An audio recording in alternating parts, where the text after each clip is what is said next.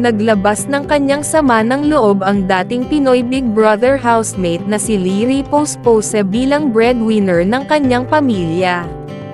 Ang kanyang pagkadismaya ay dulot ng isang komento mula sa isang Marites, na ani ay nagbigay ng mga mapanirang salita tungkol sa kanyang kontribusyon sa kanilang pamilya. Sinabi ng naturang Marites, "Hoy, tulungan mo mama mo magbayad sa mga utang niya at sa tubig at kuryente. Huwag paarap dyan sa kwarto mo, magbigay ka naman ng pagkain sa mga kapatid mo. Tuyo at mantika lang ulam nila. Ikaw pa McDonald's at Jollibee ka pa. Ang kapatid mo at parents, looy lang ulam nila, wala pang subak." Ang mapanirang komento na ito ang nag-udyok kay Lai upang ilabas ang kanyang sama ng loob bilang breadwinner ng kanilang pamilya. Buong post ni Lee, "Gusto ko lang maglabas ng sama ng loob. Hindi ko alam kung tama o mali ba itong gagawin ko pero sobra na. As a breadwinner, nakakapagod din. Noong una, gusto ko lang naman tumulong hanggang sa naging obligasyon ko na lahat. Isa lang ako pero 7 yung dapat bubuhayin ko. Ang masakit pa para sa akin, tinulungan ko naman sila pero pag hindi ko nabigay ang gusto nila, nagiging masama na ako. Kasalanan ko pa, sariling mama ko pa magtsitsismis sa akin sa mga kumare niya. Syempre nasasaktan din ako. Dito sa Marites na to, na-trigger talaga ako kaya di ko tatakpan pangalan at mukha mo. At gusto ko din malaman ng mga chismosa na kam-aretes ni mama na binilhan ko na sila ng farm this year dahil yan yung laging request nila sa akin. Yung kuryente at tubig, ako na ang nagbabayad niyan lahat.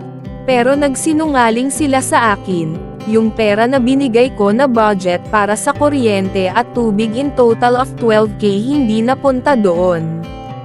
Kaya nag-double ang bills pero sino nagbayad? Ako pa rin. Yung sa utang, binayaran ko na yan lahat dati pero desisyon nila na bumalik ulit. At sa mga groceries namin, binibigyan ko din sila at hindi naman ako malakas kumain kaya napupunta lang din sa kanila. Yung jowa ko hindi sanay sa Filipino food kaya siya nag-o-order ng mga McDonald's at Jollibee. Sa pamilya ko, may tampo lang ako pero alam ko namang maayos din namin to. Nag-share lang din ako ng side ko dahil puro side ninyo ang naririnig ng mga kam-aretes. Na one-sided, puro chismis lang naman ang alam at di din naman tumulong sa pamilya ko. Ayaw ko sana umabot sa ganito pero mas naiintindihan nyo kasi ako kapag dito. Kasi di nyo naman ako pinapakinggan.